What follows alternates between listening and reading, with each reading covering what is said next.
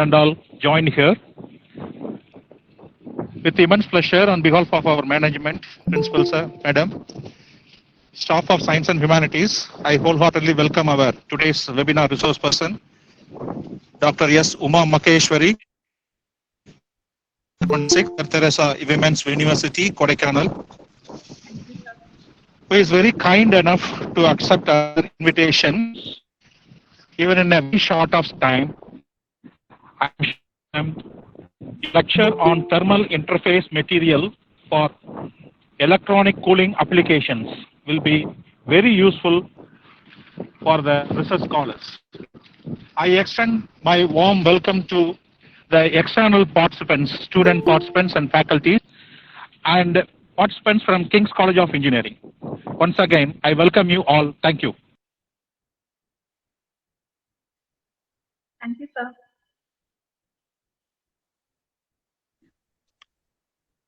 Good evening to one and all present here. I am Anuradha, Assistant Professor, Department of Physics, King's College of Engineering, Pudukkottai.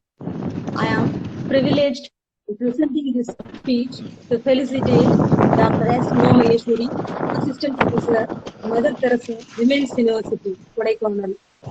She has done MTech in Material Science and PhD in Nanotechnology. She is a trilingual personality. She has actively engaged professional service and many positions like Board of Studies member in Mother Teresa Women's University, editorial board member in International Journal of Biomedical Materials Research, journal referee in Journal of Biomedical Materials Research, Material Science and Engineering, Drug Delivery Science and Technology, and conducting single window counseling for undergraduate courses in Karunya University. As a Medipulus scholar, she received Best Reviewer Award in International Journal of Material Science and Engineering. She has organized many seminars and conferences. Also, she has participated many international conferences. She has published 14 papers in international journal. She has also guided 6 PG and 5 MPhil students. Today, we are privileged to have an eminent resource person with us, Dr. S. Uma Maheshwari. Thank you, ma'am. Thank you so much, madam, for giving such a brilliant introduction about me. I am yet learning stage only, and thank you so much for introducing me so warmly. So I think I should move on to the presentation because everyone is waiting for the presentation only. Yes, ma'am. Before starting, ma'am, can I start, madam? Yes, ma'am. Start, ma'am. Yeah. Thank you so much, madam. Thank you so much. So first and foremost, I would like to thank the eminent principal, Dr. J. Arpudaselvi, madam of King's College of Engineering, Tanjore, for inviting me for this special lecture. Also, I would like to present my gratitude to the convener of this program, Dr. V. Suresh Kumar sir, and my sincere gratitude to the coordinators of this program, Mr. S. Ambalatharsan sir and Mrs. Anuradha madam, for a warm invitation for me for this seminar. So today, I'm going to give you a brief introduction on thermal interface materials for electronic cooling applications.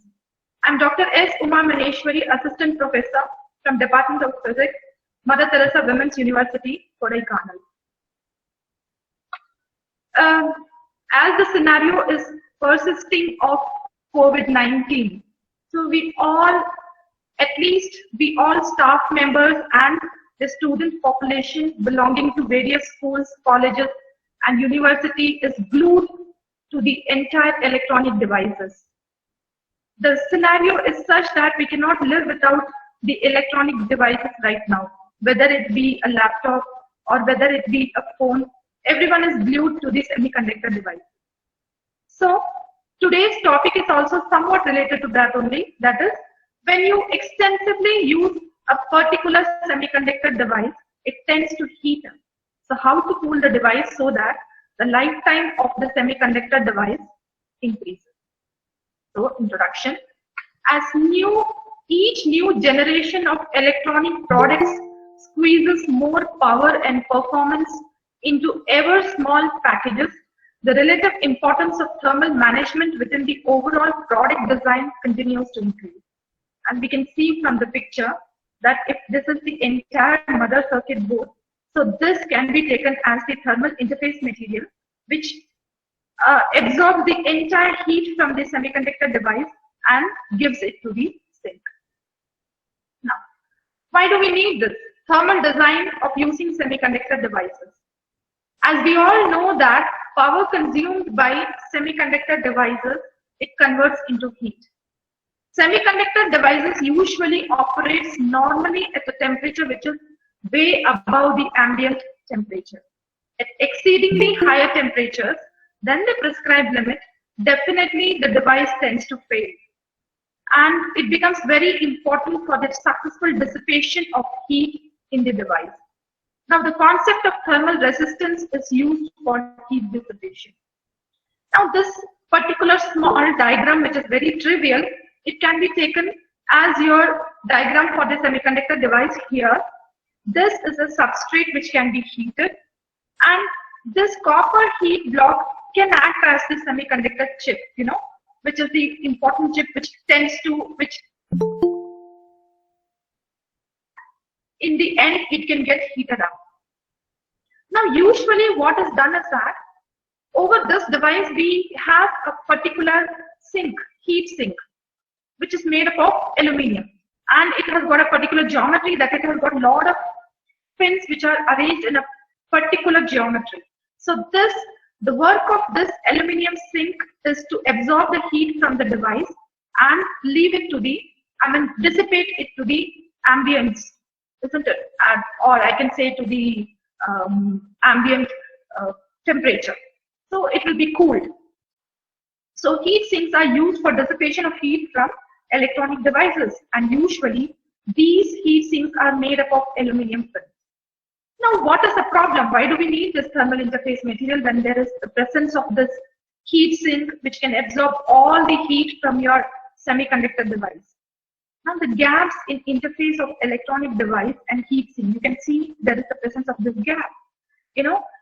This gap exists due to non-planarity, which can be large. Now, the surface, if you see the exterior surface of this copper heater block, and again the surface of this aluminium pin, however smooth it may be, there will be presence of non-planarity and there will be presence of the gap. So this gap will hinder the transfer of heat from the semiconductor device properly to the aluminium pins. So conduction of heat across the gap becomes very poor. So in this regard, we need the thermal interface material to minimize the gaps and hence enhance the dissipation of heat, and in turn we can improve the performance and lifetime of our semiconductor devices. So the main important characteristic which we measure in terms of the thermal measurement is that of thermal conductivity. Definitely, we all know the basic definition of thermal conductivity, which is governed by our Fourier's law, that is K is equal to Q dot T by A dot del T, where Q can be taken as the heat flow or power in watts, and T can be taken as the length of heat path in meters, and A is area in meters, and del T can be the temperature difference across the interface in degrees Celsius. So it is also a bulk material property of the material. Now here in this diagram, see, we can imagine our semiconductor device to be material 1. After when we are operating this semiconductor device, so this becomes the material 1. Over that, we have the sink which can be taken as the material 2. And due to non-planarity of the surface, contact, these two, the contact of material 1 and material 2 definitely has some gap which can be filled using thermal interface material. Now the point is, before moving on to the thermal conductivity, we have to think about the thermal resistance. That what is the resistance which has to be surpassed so that the dissipation of the heat is proper from material 1 to material 2. So material 1 has got a particular thermal contact resistance, and then material 2 interface has got a particular thermal contact resistance, which has to be crossed by the heat so that it is to be dissipated to the atmosphere. Now this thermal interface material will fill the entire gap which is present between the contact of material 1 and material 2. It will absorb the heat from material 1, hence reduced the contact resistance at the first barrier, and then again it will dissipate the heat to the material 2, again reducing the contact resistance between the barrier 2, and then this material, that is your aluminium zinc, will dissipate the heat to the atmosphere. Now, the total thermal resistance, the complete total thermal resistance can be taken as T junction minus T ambient by the power which is given to the device to operate. Now, it depends upon, we are going to define the entire working of your thermal interface material in terms of thermal contact resistance only. That is, in turn, I can say that, see, when I'm going to choose a particular thermal interface material, now we already know that why we need to choose the material. We need to choose the material because we have to fill the gap which is present between the device and the sink, because there is not a proper contact. Now, we have the definition of the thermal interface material that it bridges the gap which is present between the die, that is the device, and the sink. Now, the main aim of my work should be to decrease the thermal contact resistance by using this thermal interface material. So, this depends upon component area and thickness of the interface. Normally, heat sinks are used for dissipation purpose, but now I have to reduce the entire thing. That is, I have to reduce the entire thermal contact resistance by using this thermal interface material so that the heat dissipation across the gap is good. Okay.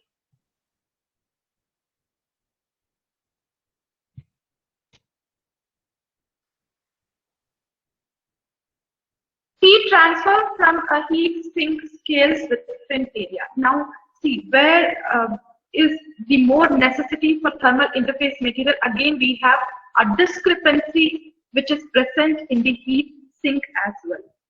When we have the device over that, this heat sink is placed.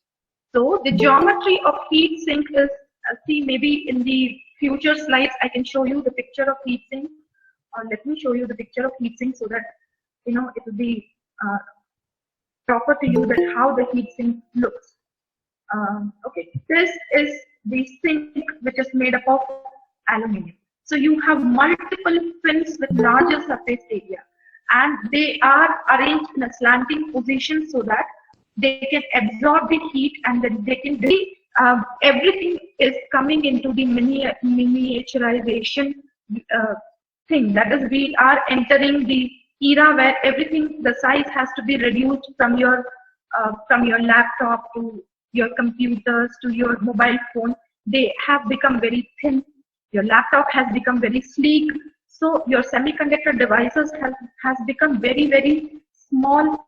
So if your device has become very small, definitely the heat sink should also become very, very small to fit in the circuit, isn't it? So we have to minimize the size of the heat sink to allow greater packing of your entire circuit or sockets. So this becomes a difficulty. So if you use the thermal interface material, what it can do is that it can reduce the job of your aluminium sink as well. Now here you can see that beautifully they have explained that where there lies the discrepancy between the geometries. If you have surface 1, this can be taken as a die or the device, and the second can be taken as your sink. However smooth the surface may be, you have the presence of gap or a non-planarity exists on both the surfaces. So this has to be filled so that your heat dissipation is proper. Now what is the statistics is that less than only 2% of area is in metal to metal contact, even for very smooth surfaces. and heat conduction across the air gap becomes very, very poor. So also, if we have to reduced, so it buys and dissipating it to the atmosphere. So if there is a thermal interface material, so it can help in aiding this sink to absorb in a better manner and do the job even more quickly. Okay, now here also they have given the same diagram where it is more professional, I can say more experimentative. That is, they have shown that this is the motherboard and then you can have a gap, and this is the heat sink. So this gap has to be a tiny gap exists, definitely exists in all the devices which is attached with the heat sink. So this gap has to be filled with the material. Okay, I think now, friends, I have given enough introduction. Why do we need the interface material? Now, how to prepare this interface material becomes the biggest tension for our scientists, because as the problem seems to be very, very simple, but the solution has got a lot of hiccups. The solution is not that simple. Now see, the device is so small, the sink is so small, we have to prepare some material which has to not only to fill the gap, but the material should have excellent thermal conductivity. Secondly, it should withstand very high temperature. Thirdly, it should have a very thin spreading characteristics. See, it should not be very bulky. It should not be, melting at higher temperatures and ruining the other circuits or the motherboard. And it should have a very long shelf life. It should be very easy to apply, and all things should be kept in mind when we are going to create the thermal interface material. So now the problem formulation is to engineer or to fabricate a thermal interface material with all these excellent characteristics. So before moving on to the experimentative part, which we have done small experiments with our scholars to go fabricating a product itself so that it can be stored in the collapsible tubes and it can be commercialized. So before that, let us see that what all are the common families of thermal interface materials which are available in the world right now. What all was used. As we know that we have to increase the lifetime of the semiconductor device. So now it is mandatory that you need a thermal interface material. So however big your semiconductor device may be, or however small your semiconductor device may be, so definitely the necessity for thermal interface material has been emphasized. So these are the common family. First can be taken as elastomeric pads. Now what is the advantage? Elastomers, mostly each and every science candidate is aware of polymers. So the polymers can be broadly categorized into thermoset, elastomers, and synthetic polymers can be categorized as elastomers, thermoset, or fibers. So this elastomer has got a beautiful property that it has got very high thermal conductivity. So it is developed as a user-friendly alternative to greased mica insulator, which was previously used as the thermal interface material. So they can conduct very large heat loads from discrete power semiconductors to heat sink. But then again, this elastomeric pads, they have their own disadvantage that, see, when it has to be kept between this device and this sink, a very high pressure has to be clamping, which is known as the clamping pressure, has to be applied so that the pad fits very nicely between this gap and it seals the gap. So it becomes very, very mandatory for us to apply such a high pressure. And in the device, applying the high pressure has got its own disadvantage that it may damage the device or it may damage the sink. Now the second type of thermal interface material which is already used in the world can be thermally conductive adhesive tapes. Now everyone has some idea of tapes, isn't it? We have come across cellophane tapes and we have come across Teflon tapes for research. Now this is something which is known as adhesive tapes, which has got the property to seal. You know, it will adhere to the surface, it will seal the surface. So mostly we are using polymer here, that is acrylic.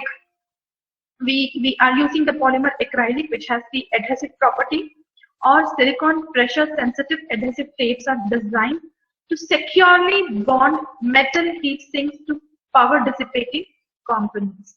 So it has got very good adhesive properties, but then again, only the adhesive property is not sufficient for this thermal interface material. It should have good thermally conductive properties, as well as it should have some mechanical property to withstand the pressure, which is lacking in this case. Okay, the next, everyone has again heard of phase change material. So the phase change materials are another alternative which are used as thermal interface material. So the advantages of this phase change materials can be that they are solid at room temperature, but they tend to behave like a thermal paste or a grease after they reach their phase change or melt temperature. So they flow throughout the thermal joint to fill in the air gaps that are initially present. Now, they do not provide any electrical isolation. This is also one of the major disadvantages, because mostly the circuits are electrical circuits, and we need electrical isolation, which has to be provided by the thermal interface material. So when operating above melt point, they are not effective as adhesive. Yes. This phase change material will behave as a paste and grease. You know, when you increase the temperature, there is the chance of the material degradation. So when the material, that is the phase change material, if the temperature becomes above its melting point, then they may tend to degrade and they may tend to lose their adhesive property. And they have very poor mechanical properties. See, some amount of pressure definitely has to be applied between the device and the sink so that the thermal interface material fits properly. So the material which we are choosing for the thermal interface material has to withstand the pressure. So it should have somewhat good mechanical properties. So in this case, the phase change material doesn't fit in the bill because it is having poor mechanical properties. So now you can see that it is not that simple to design a thermal interface material. So many factors and so many hiccups are there. So now we have seen some common families, isn't it? Now we are going to see that before designing or before giving the solution to our problem, that is the fabricating a thermal interface material, what are the factors which can affect our thermal interface material? So first and foremost is the thermal contact resistance, because now our main aim is to reduce the thermal resistance, right? So the thermal resistance specifically depends upon the interface thickness or bond line thickness. Now, yeah, this is a new term. What is meant by this bond line thickness? See, it is nothing but the gap. The gap has to be filled, but then again we have to maintain the thickness of the interface material. It should not be so thin so that it doesn't absorb any heat at all, or it should not be so thick so that it, for it becomes difficult for the dissipation of heat to this sink. So we have a critical thickness in case of each thermal interface material which we are fabricating. So that particular critical thickness has to be attained by the researcher. So there is a very big importance of this interface thickness or bond line thickness, which is nothing but the thickness of your interface material when you apply. So with decreasing the thickness of the TIM, the thermal contact resistance, or I can say in total, the entire thermal resistance of the setup decreases. So interface resistance is comprised of contact resistance and bulk resistance of TIM. See, we have this formula here. So as we can have two surfaces, right? That is, your device comes in contact with the interface material, that can be the first contact resistance. Second, your thermal interface material comes into contact with the sink, that can become your second contact surface. So see, then again you have the bulk material thermal resistance. So you have to cross in total all these three thermal resistance to dissipate the heat. So your total thermal resistance can be the contact 1 resistance plus the thermal interface material or the bulk material resistance plus the thermal contact resistance of the second surface. So increasing in pressure results in decrease of interface thickness, resulting in decrease of thermal resistance. Again, which pressure are we talking about? So we are talking about the pressure which is given by, it can be taken as a clamping pressure, that is when your interface material is pressed by your sink. So that pressure we are talking about. So an optimum amount of pressure has to be applied so that we get a critical thickness of your thermal interface material, so that your entire phenomena is of this heat dissipation is carried out in a proper manner. So increasing pressure reduces surface contact resistance RC1 and RC2.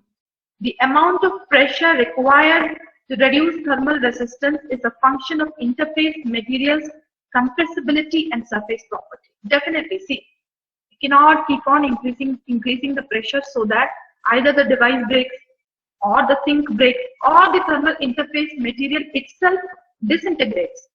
So now you can understand, friends, that first factor can be when we are designing a material, thermal conductivity has to be kept in mind of the material. Second, if we have to maintain that particular critical thickness of the material, then the application of the pressure should be kept in mind when we have to clamp this material in between your device and the sink.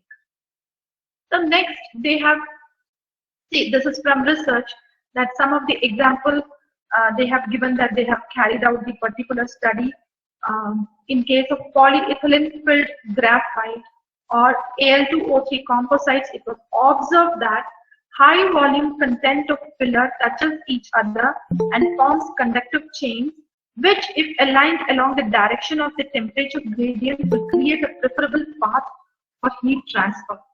Oh my God, it seems to be such a complicated or intricate statement, but don't panic. It just says that now the second factor which can affect is that, suppose if you're fabricating a thermal interface material using a base fluid which is filled with nanoparticles, so the weight % of nanoparticle also plays a main role.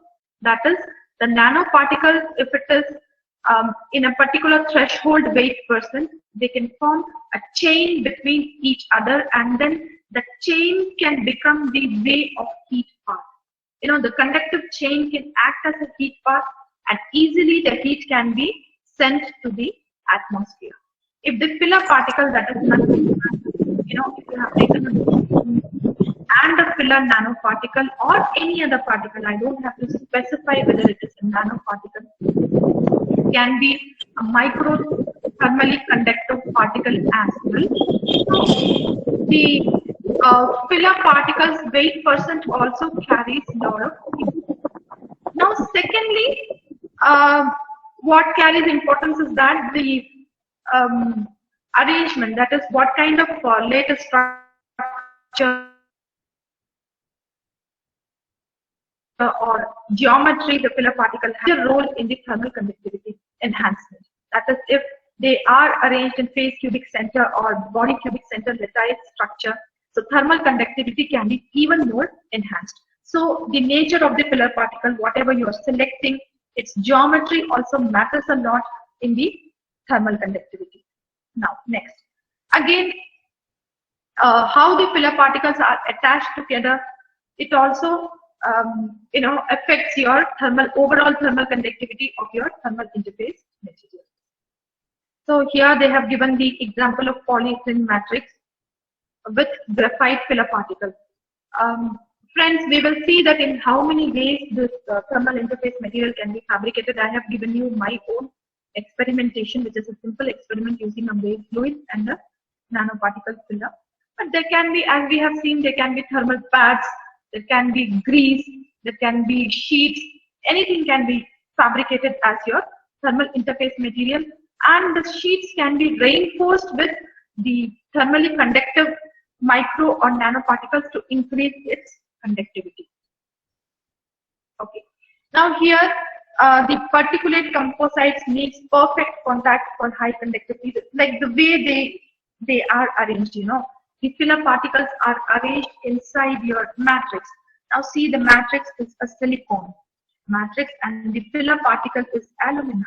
Now suppose it is non-uniform, non-periodic arrangement, then you can see the composite conductivity. So where you can see the highest composite conductivity is where you have a perfect arrangement, that it is straight and it is having a perfect contact with the matrix. So even if the arrangement is near contact or zigzag or anything, your thermal conductivity is not that higher, right? So somewhere for the straight perfect contact and zigzag perfect contact only, you have the maximum thermal conductivity.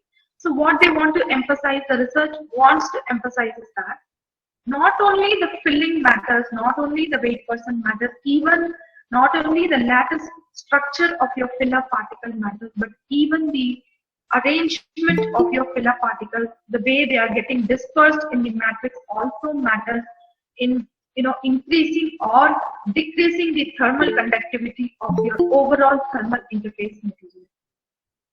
Here you can see that the thickness of the thermal interface material can be reduced using nanoparticles. Okay, now I don't have to specify that this generation is being ruled by nano. Everywhere the research is dominated with nanoparticles, but then the nanoparticle has got such beautiful properties, that is why we are using it everywhere. So the thickness of the tin can be reduced when we use nanoparticles. See, this can be one of the advantage. So hence this decreasing the overall thermal resistance. So when we use nanoparticles, see, the packing itself will be, the thickness of the packing itself will be reduced, right? And then it can be fit beautifully inside the miniature circuits, and then the dissipation of the heat will be more compared to your macro or bulk materials. If you use a micro or nano size filler particles, then you can reduce the size of your entire device. Okay, now the desirable properties of the tin. See, we have seen so many factors which are affecting your thermal interface material. We have seen so many examples which are already present in the world, but still, why do we need to do the research? Because see, somewhere we are not achieving the desired properties, then only we have to go for the further research. Else we can stop the research. Okay, we have got the 100% product, isn't it? But then if we are still persisting the research, that means somewhere there is still need for enhancement or improvement. That is why we carry on the research forward.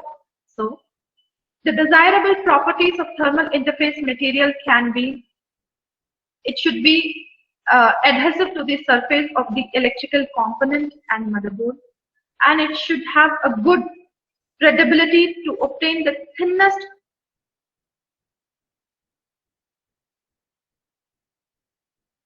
should be having a long shelf life. So we did a small study with our scholars. Actually, I can say that before my scholars entered into this area way back, maybe 10 to 12 years back, we had a dream of developing a product for DRDO. So we had this small work in hand, you know, because see, most of the research, it gives you characterization, it gives you maybe a sample development, but then device fabrication or a product development becomes very, very difficult. Because lot of tests it has to cross. So we had the aim of developing a small product. So to develop thermal interface materials with the following range of specification was our aim. That is, it should have a low effective thermal resistance, and it should possess sufficient ease of application, and it should have specific adequate storability for storing in collapsible tubes. So the work content included the selection of nanomaterial, because again, I don't want to emphasize this fact that the world is being ruled by Nanomaterial, now see, when we are looking at the thermal conductivity properties, so definitely nanomaterials have high surface to volume ratio, so which increases the surface phenomena. So heat dissipation also becomes one of the surface phenomena only. So when we compare to the bulk, when you have more surface, so definitely more amount of heat can be absorbed and more amount of heat can be dissipated to the atmosphere.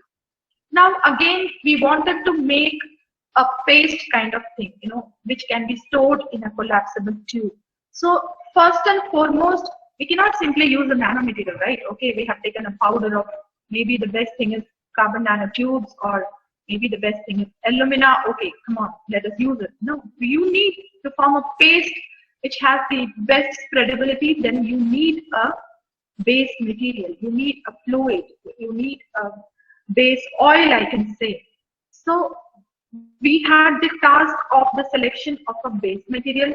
Second, we had the task of the selection of the nanomaterial, and then preliminary feasibility studies to just find out the effective thermal resistance can be the first step of your thermal studies, and the second step can be to further move on to the thermal conductivity studies of your thermal interface material which you have fabricated.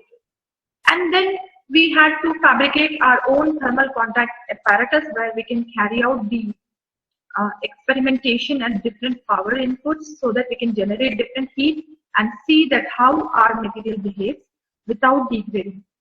And then various test runs and then analysis of test results. So this we carried out the entire work in Karunya University, and this is the mechanical, the thermal lab in mechanical engineering department. So you can see the smaller thing where you have a substrate over which you have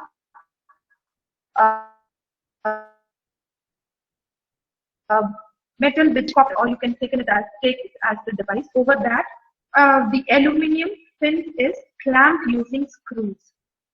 And then you have a small fan. We used a small fan to cool off. It can be taken as the ambient temperature, right? So then this entire power input was given, and then the chrome aluminum thermocouple was used to measure the temperature. So this is the magnified version. Here you can see that copper heater block and aluminium sink which is used in the experimental setup. And proudly the mechanical engineering students and guys only fabricated the entire setup. The entire project was carried out by those children only. Now our task was to calculate the effective thermal resistance. So effective thermal resistance can be calculated in preliminary experiments with the prepared thermal interface material, and this entire formula can be including the following terms, that is RTH, TIM. You can see so many terms are there. Let us see the abbreviation. So RTH can be taken as the thermal resistance of the TIM material. Then second, thermal interface resistance between the copper heater block and thermal interface material. And then we have TIM and aluminium contact, and then we have aluminium and air contact. So all these resistance has to be crossed to achieve the better dissipation, right? So in gist, I can say in a summarized way that it all comes to T2 minus T1, where T2 and T1 represents the heater temperature and the ambient temperature, and P is the applied power. Heater temperature in the sense, see, when you start giving temperature to your device, then what happens that how much over the particular time, how much it loses the heat can give you the thermal contact resistance. Okay. Now we performed the experiment with first what we did. I have to explain one more thing based on this. See, here between this aluminium fin and this copper black block, we applied the prepared thermal interface material, and then for the pressure purpose we used this screws. We had to perform the experiment that how much pressure is needed, or whether the pressure is needed or not. We wanted to judge with the help of our experimentations. So what we did is that we loosened the entire screws so that it can be taken as no pressure, and then we tightened the screws completely, which can be taken as the full pressure, and we had a pressure meter which can measure, how much of pressure has been applied. Then these two categories we kept, that is, we completely loosened these screws so that there was no pressure applied and how the heat dissipation is happening. And then we completely, this is a kind of very raw experiment, which we carried out to check each and every factor. And then we tightened the entire screws so that how our thermal interface material behaves when there is full pressure. Okay. Now, first experiment we carried out when nothing was applied, that is when no thermal interface material was applied. And let me tell you, we took two base fluids. One is we took the paraffin wax because we wanted to have an inert material. See, the base fluid, children should not react with the device. It should not react with your aluminum sink. It should be somewhat inert. So we went through the literature and we found that paraffin wax has got a very good viscosity, spreadability, and it is quite inert when it comes to a lot of usage. So that was taken as one of the base fluids. And then secondly, we had this carbon nanotube paste, which had the carbon nanotube particles dispersed in grease. So we took that paste as another base fluid, and then we checked. So first what we did was, we did not apply any interface material, and then we checked that how much the thermal contact resistance is achieved. And then secondly, what we did was, we did the experiments only with the base fluid, because see, then only the comparative studies can be carried out. Why do we need the thermal interface material? I'm just keeping on saying all these facts that, your semiconductor device may fail, or heat may degrade the entire setup, or it may completely devastate the semiconductor device. But is it real? I have to check, right? So how much of heat is dissipated by the aluminum fins when no interface material is applied? Whether interface material has got any use or not. So how it can be compared? So first, without an interface material, we carried out a different power input to create the heat, that is at 25 watt, 50 watt, and 75 watt. And then we carried out both the experiments at reduced pressure, that is, we completely loosened the screws, and then we completely tightened the screws. So see friends, here itself from the graph, we can observe that when you start applying pressure itself, the variation in the graph for the thermal contact resistance starts coming. The variation in the graph for the temperature with regarding to the time starts coming, that the temperature starts dropping when you increase the power. So definitely the power, the pressure is needed to reduce the gap or the bond line thickness. Second, what we did was, we had two standards, because since it was a comparative study of indigenous fabrication of our own product. So we had to compare, with some standard material. So we went for some imported material we purchased, and imported thermal interface material from abroad, and then we had our own indigenous product which was commercially available. So first what we did, again we applied the imported material, and then at the same power inputs we calculated, that how much time at a particular time, what is the temperature. This is a time-based experiment. Then the next experiment which we carried out was with the Indian standard material. See, we have to see that whether we can surpass first our own indigenous Indian, our own Indian product, or are we able to surpass our foreign product? And why do we need when all these products are satisfying the need? Right. So again, the same set of experiment was conducted at the same power inputs and at the reduced pressure and the full pressure for the Indian standard material as well. Then we moved on to the base fluid alone, right? Because without any filler particle, if we are not adding any filler particle, then only with the paraffin wax and the same parameters we conducted the experiments. Now this is about the experiments, that is your Indian material, imported material, Indian standard material, and then your paraffin wax, then without any interface material and CNT paste.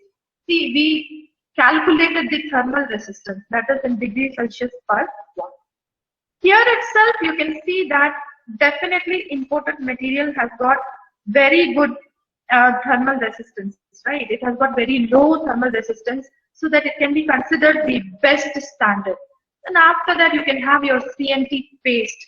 So carbon nanotubes, everyone knows it is the best material ever found in terms of your mechanical as well as the thermal properties. Also, friends, I can say that it is the most elastic material found in world after steel. So that was all claimed. These all properties were claimed for carbon nanotube. But I can say that the imported material shows better results than the CNT paste alone, even at the complete pressure or even at the reduced pressure. Then we started our own experiments. That is, fortunately, we had copper nanoparticles, and to our pride, this copper nanoparticles was also prepared by our students only in laboratory. And then I can say that maybe the impurity was very less, so that we got fantastic results. So the thermal resistance of different weight percent. Definitely, again, the weight percent of filler particle also plays very, very important role. We cannot say that keeping on increasing the filler particle will give you the best result. We cannot say that. So what we did was, we took different weight percent of copper nanoparticles, which was mixed in our base fluid, that is paraffin wax, and the thermal resistance was measured. And it was found that weight percent of nanoparticles increases the thermal, as the weight percent of nanoparticles increases, the thermal resistance decreases. Here you can see, it is alone for paraffin wax we found the thermal contact resistance. For then we added 10 weight percent. And the experiments are again conducted at both the extreme pressures, and at 20 weight percent also. We took the 20 weight percent, we took 30 weight percent. But see, it is alarming, no, to see that at 10 weight percent only the decrease was prominent. So I cannot say that you keep on increasing the filler particle and you get the best result. No. Somewhere we have studied in nanotechnology that nanoparticles tend to agglomerate, and then the dissipation of heat may hinder. Because if the linear chain, if they attach in a linear manner, the conductivity or heat flow may be better. But then if there is the possibility of agglomeration, then we cannot expect such good results. So again, I'm telling you that, okay, we have this notion, common notion in mind that, okay, nanoparticle used for copper is highly thermally conductive. You increase the weight percent of your nanoparticle and you can get the best results. No. Then we got the best results for 10 weight percent in paraffin wax, and I can attribute it that the dispersibility of nanoparticles might be very good at this weight percent. Agglomeration might be very less in this case, and then the spreadability of this particular product might have been good, and the heat conduction is increased as your thermal resistance is decreased to a greater extent. Now next, again, we changed the base fluid. We changed, see here, I can say that your best results somewhere lies at between 0.3 to 0.4. That is, this much of reduction of your thermal resistance has happened. Now again, we wanted to check, okay, CNT alone can produce the best results, or if we mix another thermally conductive particle in that phase, will it give some other prominent result? And As a matter of curiosity only, we conducted this experiment. So we found that when at different weight percents, this copper nanoparticle was mixed in CNT paste, to our own surprise, at the 20 weight percent, we found the best result, that is, the thermal contact resistance was reduced below our imported material level. And this, we mixed with sonication process. We mixed the copper nanoparticle. First, we finely crushed it using ball milling technique because we had all the instrument. That was another story. Otherwise, it becomes very difficult to search for the instrument for the reduction of size, even in further ranges. And then we have this sonication process for better mixing of your nanoparticle in the base fluid, and then we applied it, we spread it between the material, and then we carried out the experiments. Then, to our greater surprise, we got the best results again at 20 weight percent, not at 30 weight percent, and then at reduced full pressure. That is, definitely the bond line thickness matters a lot. Then we got the best results at 20 weight percent, which shows that a critical weight percent of nanoparticle is must. Not less or not then more. In the critical weight percent at which the mixing or the entire spreadability will be good. Okay, so from all these smaller effects, we found thermal resistance, and then we are yet proceeding with so many other experimentations still now. And then we have sent the samples for the thermal conductivity measurement to get a better conclusion of the entire research. So, but now I think I can conclude based on these all experiments that first and foremost, definitely thermal interface material is very, very necessary for the process of heat dissipation. As you can see from the results itself, that without any interface material or only with the fluid itself, we cannot achieve the proper dissipation of the heat. And thermal interface material enhances the heat dissipation process. So I can just present you the gist of my entire study. That is, we have carried out the comparative study of effective thermal resistance measured for various thermal interface materials, which was prepared as a thermal paste. We prepared a thermal paste using tricosin, paraffin wax, and CNT paste as base fluids.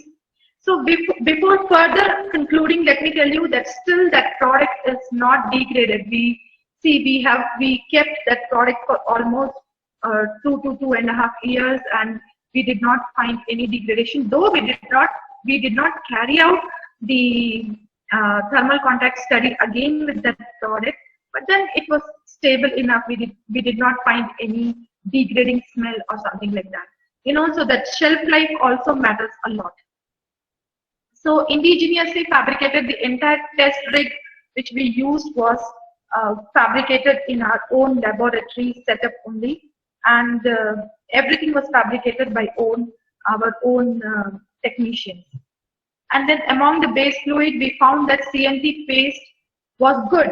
Definitely it is good because carbon nanotube is already thermally conductive in nature, and when we added the copper nanoparticle, the property was even more enhanced.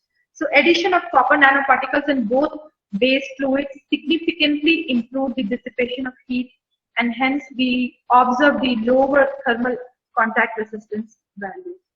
Then one full pressure, that is the reduction of the bond line thickness, becomes possible when we apply a very high pressure.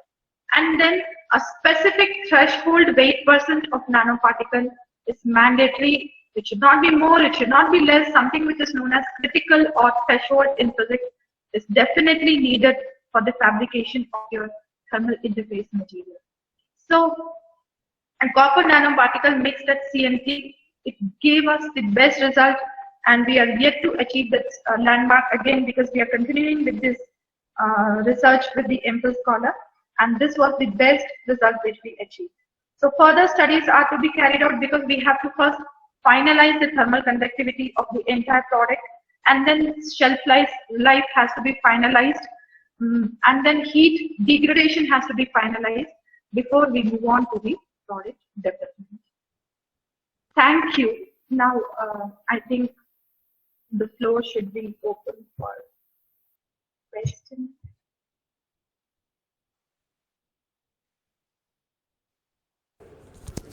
Dear participants, the questions regarding the presentation can be asked to the resource person now.